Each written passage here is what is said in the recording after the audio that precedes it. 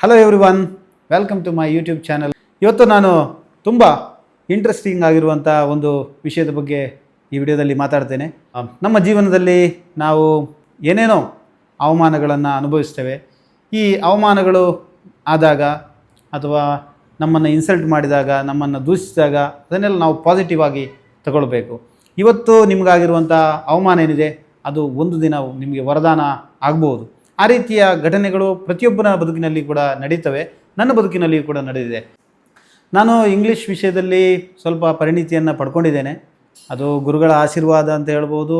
ಅದರ ಜೊತೆಗೆ ನಾನು ತುಂಬ ಹಾರ್ಡ್ ವರ್ಕ್ ಮಾಡಿದ್ದೇನೆ. ತುಂಬ ಟೈಮನ್ನು ಇಂಗ್ಲೀಷ್ ಕಲಿಯೋದಕ್ಕೆ ಡಿವೋಟ್ ಮಾಡಿದ್ದೇನೆ.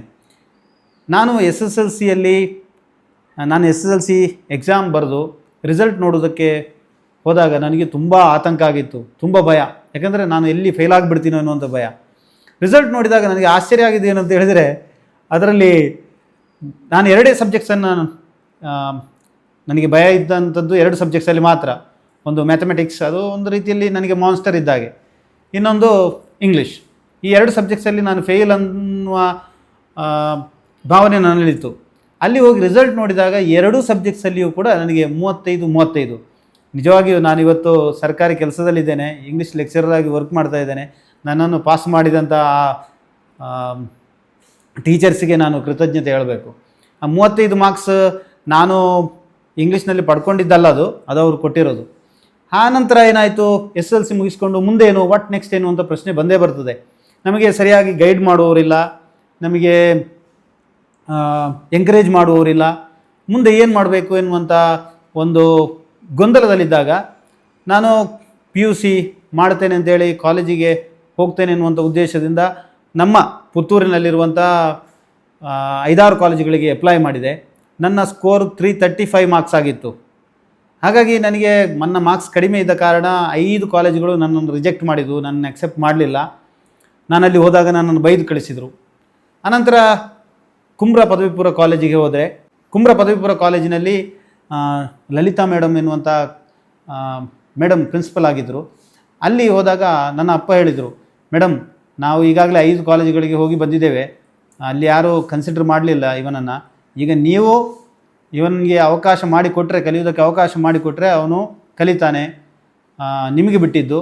ಒಂದು ವೇಳೆ ನೀವು ಇಲ್ಲಿ ಅವಕಾಶ ಕೊಡದೇ ಇದ್ದರೆ, ಇಲ್ಲಿಯೂ ಇವನನ್ನು ನೀವು ರಿಜೆಕ್ಟ್ ಮಾಡಿದರೆ ಅವನನ್ನು ಬೇರೆ ಕಾಲೇಜಿಗೆ ಸೇರಿಸುವಂಥ ಪ್ರಶ್ನೆಯೇ ಇಲ್ಲ, ಬೇರೆ ಅದು ಸಾಧ್ಯವೂ ಕೂಡ ಅಲ್ಲ.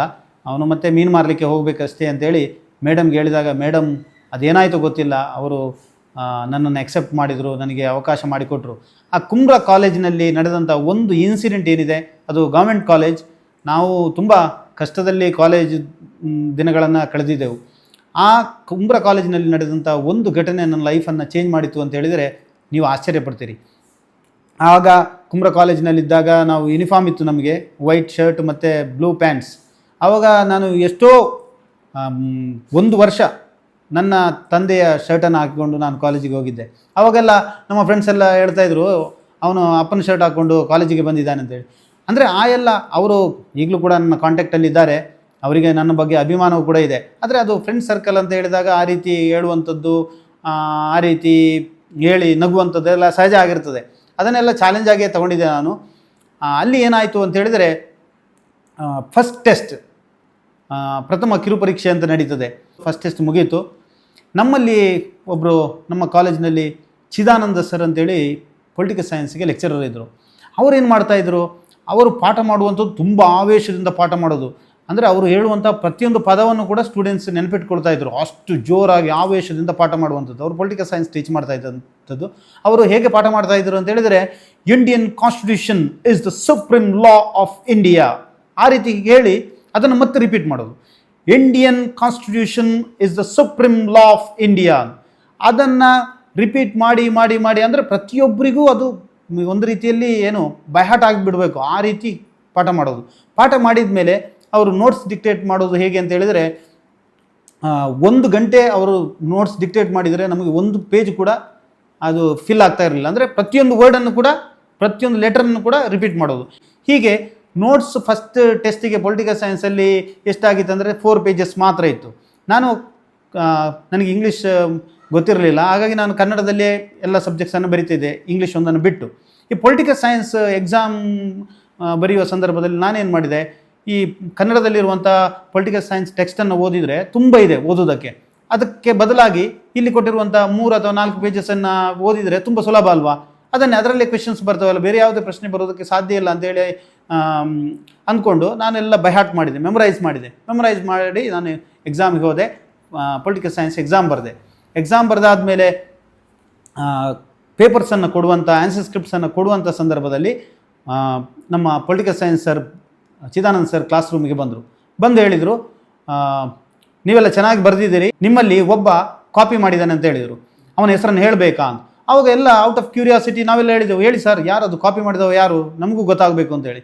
ಆದರೆ ಅವರೇನು ಮಾಡಿದರು, ನನ್ನ ಹೆಸರನ್ನು ಹೇಳಿದರು. ಕಾಪಿ ಮಾಡಿದವ ಬೇರೆ ಯಾರು ಅಲ್ಲ, ನೀನೇ ಸಮದ್ ಅಂತೇಳಿ ನನಗೆ ಹೇಳಿದರು. ಅವಾಗ ನಾನು ಎದ್ದು ನಿಂತು ಹೇಳಿದೆ, ಸರ್ ನಾನು ಕಾಪಿ ಮಾಡಿಲ್ಲ ಸರ್, ನಾನು ಓದಿಯೇ ಬರೆದಿರೋದು ಅಂತ ಹೇಳಿದೆ. ಅವಾಗ ಅವ್ರು ಹೇಳಿದರು, ನೀನು ನನ್ನ ಜೊತೆ ಆರ್ಗ್ಯೂ ಮಾಡಬೇಡ, don't argue with me, I have seen countless people like you, countless students like you, ನಿನ್ನಂಥ ಎಷ್ಟೋ ಸ್ಟೂಡೆಂಟ್ಸನ್ನು ನಾನು ನೋಡಿದ್ದೇನೆ. I started teaching before you were born ಅಂತ ಹೇಳಿದರು. ನೀನು ಹುಟ್ಟುವುದಕ್ಕಿಂತ ಮೊದಲೇ ನಾನು ಸೇವೆಗೆ ಸೇರಿದ್ದೇನೆ ಅಂತೇಳಿ. ನಿನಗೆ ಸಾಧ್ಯ ಆದರೆ, ನಿನಗೆ ನಿಜವಾಗಿಯೂ ಆ ಎಬಿಲಿಟಿ ಇದ್ದರೆ, ಕೆಪಾಸಿಟಿ ಇದ್ದರೆ ನೀನೇನು ಮಾಡು, ನೆಕ್ಸ್ಟ್ ಎಕ್ಸಾಮಲ್ಲಿ ಅದನ್ನು ಪ್ರೂವ್ ಮಾಡಿ ತೋರಿಸುವಂತ ಅವರು ನನಗೆ ಚಾಲೆಂಜ್ ಹಾಕಿದರು. ಆವಾಗ ನನ್ನ ಫ್ರೆಂಡ್ಸ್ ಎಲ್ಲ ಹೇಳಿದರು, ಇಲ್ಲ ಸರ್ ಅವ್ನು ಕಾಪಿ ಮಾಡಿಲ್ಲ, ಅವ್ನು ಓದಿಯೇ ಬರೆದಿರೋದು. ಆದರೆ ಅವರು ಕೇಳಲಿಲ್ಲ. ಅವತ್ತು ನನಗೆ ತುಂಬ ಬೇಜಾರಾಯಿತು. ನಾನು ಅಳ್ತಾ ಮನೆಗೆ ಬಂದಿದ್ದೆ. ಯಾಕೆಂದರೆ ನನಗೆ ಈ ಥರ ಇನ್ಸಲ್ಟ್ ಆಯ್ತಲ್ಲ, ನಾನು ಕಾಪಿ ಮಾಡದೆ ಕಷ್ಟಪಟ್ಟು ಬರೆದರೂ ಕೂಡ ಅವರು ಸರ್ ಆ ರೀತಿ ಹೇಳಿದ್ರಲ್ಲ ಎನ್ನುವಂಥ ಒಂದು ನೋವು ನನ್ನಲ್ಲಿತ್ತು. ಅನಂತರ ನಾನು ಓದೋದರಲ್ಲಿ ಆಸಕ್ತಿಯನ್ನು ವಹಿಸಿದೆ, ಹಾರ್ಡ್ ವರ್ಕ್ ಮಾಡಿದೆ, ಕಲಿತೆ, ಒಳ್ಳೆಯ ಪರ್ಸೆಂಟೇಜ್ PUCಯಲ್ಲಿ ಸ್ಕೋರ್ ಮಾಡಿದೆ. ಅನಂತರ ಡಿಗ್ರಿಯನ್ನು ಮುಗಿಸಿದೆ. ಡಿಗ್ರಿ ಆದಮೇಲೆ ಅಲ್ಲಿ ಒಂದು ಪ್ರಶ್ನೆ ಬಂತು, ಮುಂದೆ ಏನು ಎನ್ನುವಂಥದ್ದು, ವಾಟ್ ನೆಕ್ಸ್ಟ್. ಆವಾಗ ಪೊಲಿಟಿಕಲ್ ಸೈನ್ಸಲ್ಲಿ MA ಮಾಡಬೇಕಾ ಅಥವಾ ಬೇರೆ ಯಾವುದೋ ಸಬ್ಜೆಕ್ಟಲ್ಲಿ ಮಾಡಬೇಕಾ ಎನ್ನುವಂಥ, ಅಥವಾ ಸ್ಪರ್ಧಾತ್ಮಕ ಪರೀಕ್ಷೆಗೆ ಕಾಂಪಿಟೇಟಿವ್ ಎಕ್ಸಾಮ್ಸಿಗೆ ಪ್ರಿಪರೇಷನ್ ಮಾಡಬೇಕಾ ಎನ್ನುವಂಥ ಒಂದು ಡೈಲಮ ನನ್ನಲ್ಲಿತ್ತು. ನನಗೆ ಕಲಿಸಿದಂಥ ಒಬ್ಬರು ಪ್ರೊಫೆಸರ್ ಗಣಪತಿ ಭಟ್ ಅವರು ಸಜೆಸ್ಟ್ ಮಾಡಿದರು, ನೀನು MA ಇನ್ ಇಂಗ್ಲೀಷ್ ಮಾಡು, ನಿನಗೆ ಒಳ್ಳೆ ಫ್ಯೂಚರ್ ಇದೆ ಅಂತೇಳಿ. ಹಾಗಾಗಿ ನಾನು ಗೋವಾ ಯೂನಿವರ್ಸಿಟಿಯಲ್ಲಿ ಎನ್ರೋಲ್ ಮಾಡಿದೆ. ಗೋವಾ ಯೂನಿವರ್ಸಿಟಿಯಲ್ಲಿ ನನ್ನ ಪೋಸ್ಟ್ ಗ್ರ್ಯಾಜುಯೇಷನ್ ಮುಗಿಸಿದ ತಕ್ಷಣ ನನಗೆ ಗೌರ್ಮೆಂಟ್ ಅಪಾಯಿಂಟ್ಮೆಂಟ್ ಆಯಿತು 2009ರಲ್ಲಿ.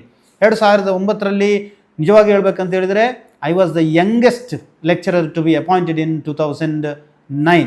ಯಾಕೆಂತ ಹೇಳಿದರೆ 2009ರಲ್ಲಿ ಬೇರೆ ಯಾವುದೇ ಯೂನಿವರ್ಸಿಟಿಯಲ್ಲಿ ಪೋಸ್ಟ್ ಗ್ರ್ಯಾಜುಯೇಷನ್ ಆದವರು ರಿಸಲ್ಟ್ ಬಂದಿರಲಿಲ್ಲ. ಹಾಗಾಗಿ ನನಗೆ ಅವಕಾಶ ಸಿಕ್ಕಿದ್ದು, ಐ ಗಾಟ್ ಅಪಾಯಿಂಟೆಡ್.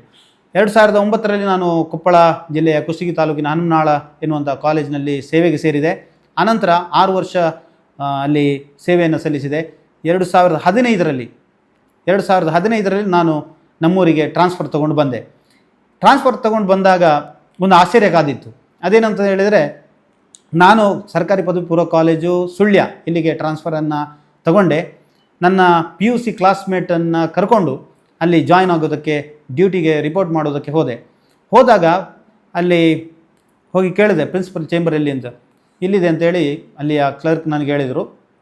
ಹಾಗೆ ಒಳಗಡೆ ಪ್ರಿನ್ಸಿಪಲ್ ಚೇಂಬರಿಗೆ ಹೋದಾಗ ನನ್ನ ಜೀವನದಲ್ಲಿ ಮರೆಯುವುದಕ್ಕೆ ಸಾಧ್ಯವೇ ಇಲ್ಲದಂಥ ಒಂದು ಘಟನೆ ನಡೀತು. ಅದೇನಂತ ಹೇಳಿದರೆ, ಅಲ್ಲಿ ಪ್ರಿನ್ಸಿಪಲ್ ಆಗಿ ಕೂತಿದ್ದಾರೆ. ನಾನು ಹೋಗಿ ಹೇಳಿದೆ, ಸರ್ ನಾನು ಹನುಮನಾಳ ಕಾಲೇಜಿನಿಂದ ಟ್ರಾನ್ಸ್ಫರ್ ತಗೊಂಡು ಇಲ್ಲಿಗೆ ಬಂದಿದ್ದೇನೆ, ಇಂಗ್ಲೀಷ್ ಲೆಕ್ಚರರ್ ಆಗಿ ಡ್ಯೂಟಿಗೆ ರಿಪೋರ್ಟ್ ಮಾಡೋದಕ್ಕೆ ಬಂದಿದ್ದೇನೆ ಅಂತ ಹೇಳಿದಾಗ ಅವ್ರಿಗೆ ತುಂಬ ಖುಷಿಯಾಯಿತು. ಅವರು ಅಭಿನಂದನೆ ಹೇಳಿದರು. ನಮಗೂ ಇಂಗ್ಲೀಷ್ ಹ್ಯಾಂಡ್ ಒಬ್ಬರು ಬೇಕಾಗಿತ್ತು, ನೀವು ಬಂದಿದ್ದು ಒಳ್ಳೆಯದಾಯಿತು ಅಂತೇಳಿ ಅವರು ಅಭಿನಂದಿಸಿದರು. ಆದರೆ ಅವ್ರಿಗೆ ಗೊತ್ತಿರಲಿಲ್ಲ ಅವ್ರು ಯಾರು ಅಂತ ಹೇಳಿದರೆ, ಅಲ್ಲಿ ಪ್ರಿನ್ಸಿಪಲ್ ಆಗಿ ನಾನು ಹೋದಾಗ ಪ್ರಿನ್ಸಿಪಲ್ ಆಗಿ ವರ್ಕ್ ಮಾಡ್ತಾ ಇದ್ದಂಥವ್ರು ಬೇರೆ ಯಾರೂ ಅಲ್ಲ, ನನಗೆ ಕುಂಬ್ರ ಕಾಲೇಜಿನಲ್ಲಿ ಪಾಠ ಮಾಡ್ತಾ ಇದ್ದಂಥ ಪೊಲಿಟಿಕಲ್ ಸೈನ್ಸ್ ಸರ್ ಅವರೇ ನನಗೆ ಇನ್ಸಲ್ಟ್ ಮಾಡಿರುವಂಥದ್ದು. ಆದರೆ ನಾನು ಅವರನ್ನು ಮೀಟ್ ಆದ ತಕ್ಷಣ ಅದನ್ನು ಹೇಳ್ಬೇಕಂತ ನನಗೆ ಅನಿಸಲಿಲ್ಲ. ನನಗೂ ನನ್ನ ಫ್ರೆಂಡಿಗೂ ಕೂಡ ಶಾಕ್ ಆಯಿತು. ಹೇಗೆ ಲೈಫ್ ಅದೇನೋ ಹೇಳ್ತಾರಲ್ಲ, ಕಾಲಾಯ ತಸ್ಮೇನ್ ನಮಃ ಅಂತೇಳಿ, ಅದು ಬಂದೇ ಬರ್ತದೆ. ನಮಗೆ ಏನು ಅವಮಾನಗಳಾಗಿರ್ತವೆ, ಅಥವಾ ನಾನು ಅವಮಾನ ಅಂತೇಳಿ ನನಗೆ ಅವಮಾನ ಮಾಡಿದಂಥ ಸರ್ ಬಗ್ಗೆ ಏನು ಹೇಳ್ತಾ ಇಲ್ಲ.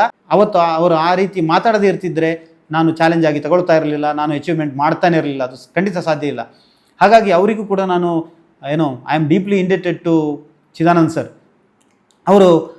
ಅವರಿಗೆ ನಾನು ಹೇಳಿದೆ, ನಾನು ನಿಮ್ಮ ಸ್ಟೂಡೆಂಟ್ ಕುಂಬ್ರ ಕಾಲೇಜಿನ. ಅವರಿಗೆ ತುಂಬ ಖುಷಿ ಆಯಿತು,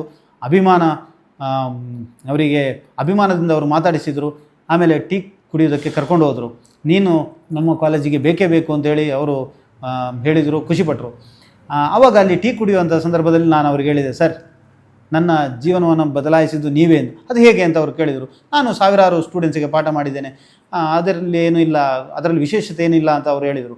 ಆವಾಗ ನಾನು ಹೇಳಿದೆ, ನೋಡಿ ನಾನು ಕುಂಬ್ರ ಕಾಲೇಜಿನಲ್ಲಿದ್ದಾಗ ನೀವು ಈ ರೀತಿ ನನಗೆ ಇನ್ಸಲ್ಟ್ ಮಾಡಿದಿರಿ, ಅವತ್ತೇ ನಾನು ಚಾಲೆಂಜ್ ಆಗಿ ತಗೊಂಡೆ, ನಾನು ಓದಲೇಬೇಕು, ಕಲಿಬೇಕು, ಹಾಗಾಗಿ ನಾನು ಈ ಮಟ್ಟಕ್ಕೆ ಬಂದೆ ಅಥವಾ ಇಲ್ಲಿಗೆ ತಲುಪುವುದಕ್ಕೆ ಸಾಧ್ಯ ಆಯಿತು ಅಂತ ಹೇಳಿದಾಗ ಅವರಿಗೆ ಅವರ ಏನು ಖುಷಿ ಅಥವಾ ಅವರಿಗೆ ತುಂಬ ಖುಷಿಯಾಯಿತು. ಅವರು ಅದನ್ನು ಹಿ ಕುಡಂಟ್ ಬಿಲೀವ್ ಇಸ್ ಯರ್ಸ್, ಅವರಿಗೆ ನಂಬುವುದಕ್ಕೆ ಸಾಧ್ಯ ಆಗಲಿಲ್ಲ. ನಮ್ಮ ಜೀವನದಲ್ಲಿ ಅನೇಕ ಘಟನೆಗಳೆಲ್ಲ ನಡೀತವೆ, ಅವಮಾನಗಳು ಸಂಭವಿಸ್ತವೆ, ನಮ್ಮನ್ನು ದೂಷಿಸ್ತಾರೆ. ಇದನ್ನೆಲ್ಲ ನಾವು ಚಾಲೆಂಜ್ ಆಗಿ ತಗೊಂಡ್ರೆ ಅದು ಎಲ್ಲೋ ಒಂದು ಕಡೆ ನಮಗೆ ಫೇವರ್ ಆಗಿ ಬರ್ತದೆ. ಅದೇನೋ ಹೇಳ್ತಾರಲ್ಲ, ಫಾರ್ಚೂನ್ ಫೇವರ್ಸ್ ದ ಬ್ರೇವ್ ಅಂತೇಳಿ. ಎಲ್ಲವನ್ನು ನಾವು ಚಾಲೆಂಜ್ ಆಗಿ ಅಕ್ಸೆಪ್ಟ್ ಮಾಡಿದರೆ ಖಂಡಿತವಾಗಿ ಒಂದಲ್ಲ ಒಂದಿನ will scale the ladder of success for sure ಎನ್ನುವಂಥದ್ದು ಸತ್ಯ. Thank you for watching.